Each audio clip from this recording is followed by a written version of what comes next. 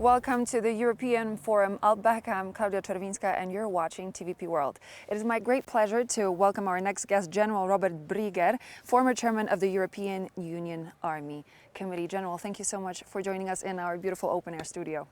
We are going to look into some of the latest events that took place. We saw Latvia welcome 2 NATO ships as part of the Baltic Sentry mission, and Russia and Belarus conducting the Zapad military maneuvers, attracting some more attention to NATO and EU's eastern flank. Let's begin by looking at the Zapad military maneuvers by Russia and Belarus. This is definitely happening on the eastern flank of NATO, on the eastern flank of the European Union. Would you say that these drills are a reason for concern when it comes to NATO and Europe? Is Russia fear-mongering, especially when it comes to the situation on the continent? Should we be concerned? Well, you know, military exercises are part of a routine, but on the other hand, it's a clear signal, also a political signal, what kind of operational intent is behind the preparations, behind the exercise. And in this context, it's necessary and important to clearly follow the action of potential adversaries and to be well informed about everything what goes on, in this case, in the Baltic Sea. In May, you said that, I quote, Europe has to take responsibility for its own security. And in fact, we do see a lot of movements made by the European Union and its allies in that direction. We have the Rearm Europe plan. We have increased NATO spending 5% by 2035. From your professional perspective, do you believe that's enough? Or perhaps we're running short on time here on the continent when it comes to military preparation to be ready for what's to come? We are for sure under time pressure.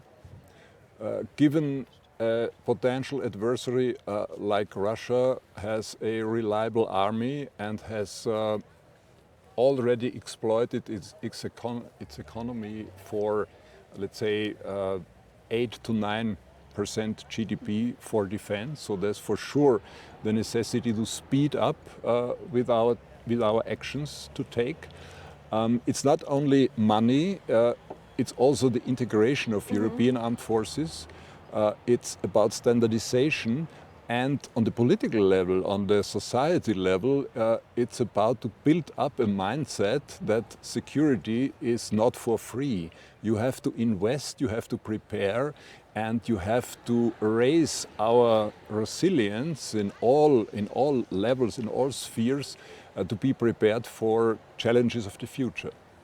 And we've heard before that there is a potential risk of Russia invading one of the NATO countries, one of the European countries, in 2 years' time. What is your opinion on that statement? Yes, we have to clearly observe the resources of potential adversaries, and for sure there is also the political will given in Russia to some extent re-establish a greater statehood, let's say Russian Empire like in the historic future, and therefore we cannot clearly predict there will be an attack, let's say, in the Baltic, but we have to be prepared. And the best means to avoid or to deter potential aggressors from invading parts of Europe is to be prepared with strong European armed forces. General, you're a military man with years of experience in the Austrian military. Austria is a country that tried to remain neutral for as long as it was possible, along with its constitution, along with the 1955 treaty. And yet we're seeing extra spending when it comes to defense in Austria. And there is a potential question of Austria joining the NATO. What's your perspective on that? Do you think that it is possible that Austria would at any point in time in the near future join NATO? There is a discussion already started in Austria. On the other hand, we have a long tradition of being neutral since regaining the sovereignty in 1955. And this status is misunderstood by parts of our society as a security provider. Neutrality itself doesn't provide security. It has been protected by military forces. Neutrality is connected with certain obligations to the neutral state, not to start a war, not to allow external powers to station soldiers there. And what is clear is that being neutral or joining an alliance both has clear implications of investing more in security and defense.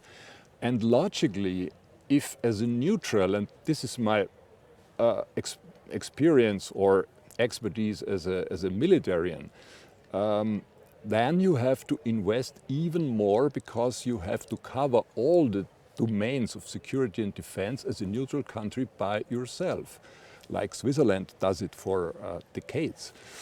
And therefore, I think a discussion is useful, and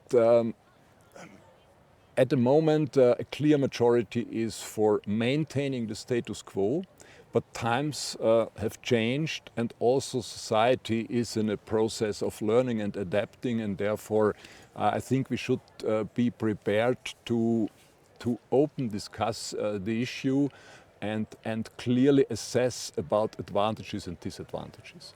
So as we look at the current situation between Ukraine and Russia and those negotiations, those talks, those meetings which are still supposed to take place, are there in the cards.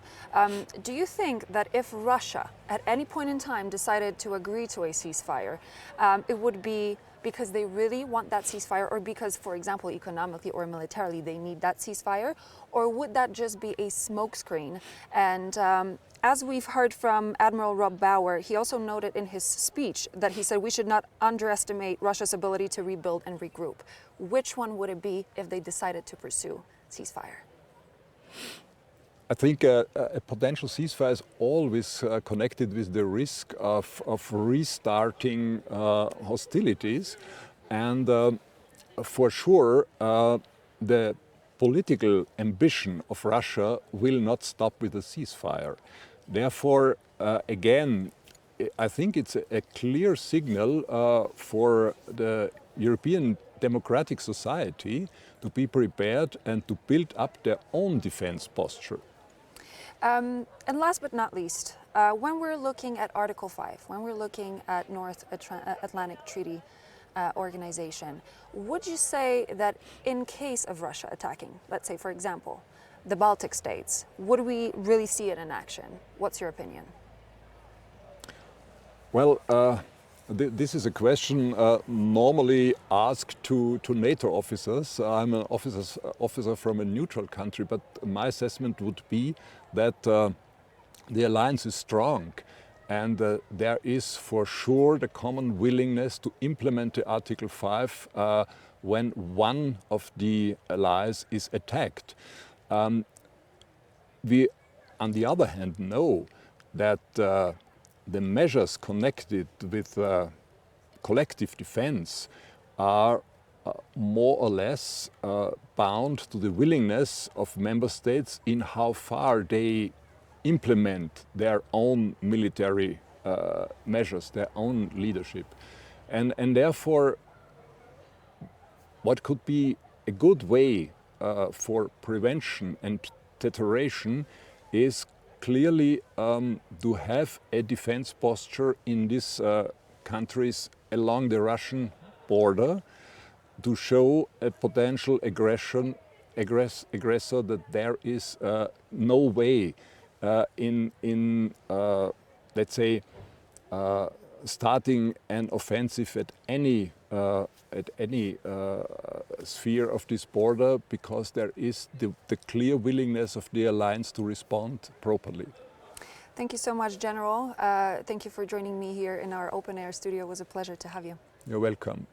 And so this was General Robert Brieger, our guest, former chairman of the European Union Army Committee.